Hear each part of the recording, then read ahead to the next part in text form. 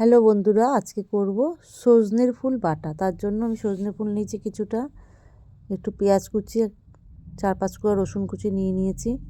কড়াইতে দিলাম পরিমাণ মতন সর্ষের তেল, দিয়ে একটা শুকনো লঙ্কা একটু ভাজা ভাজা করে নেব। দিয়ে দেবো যে রসুনগুলো কুচি করে রেখেছিলাম, সেই রসুন কুচিগুলো দিয়ে হালকা করে একটু ভাজা ভাজা করে নেব। তারপরে 4-5টা কাঁচা লঙ্কা দিয়ে দেবো। তোমরা যে যেরকম ঝাল খাবে সেরকম ঝালটা দেবে। আমি একটু ঝালটা বেশি খাই, ঝালটা দিয়ে দিয়েছি। লঙ্কাটা দিয়ে ভালো করে নাড়াচাড়া করে নেব। নিয়ে এবার যে সর্ষে ফুলটা আমি রেখেছিলাম ধুয়ে পরিষ্কার করে, সেই ফুলটাকে দিয়ে হালকা আঁচে ভেজে নেব কিছুটা। সব উপকরণগুলো ভাজা হয়ে গেছে। এবার আমি মিক্সচার জারে দিয়ে একটু নুন দিলাম, একটু হলুদ দিলাম, দিয়ে এটাকে ভালো করে একটা পেস্ট বানিয়ে নেব।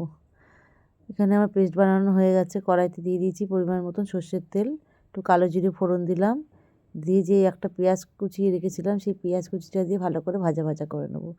আমার রেসিপিটা ভালো লাগলে একটি লাইক, শেয়ার ও সাবস্ক্রাইব করে দিও। দেখো, পেঁয়াজটাকে ভালো করে আমি হালকা আঁচে ভেজে নেব।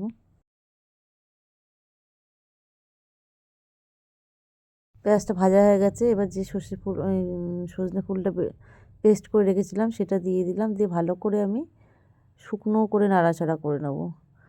এই যে আমার হয়ে গেছে, এটা ভালো করে নাড়িয়ে নামিয়ে নিয়েছি। একটু কাঁচা সর্ষের তেল ছড়িয়ে দিলাম উপর থেকে।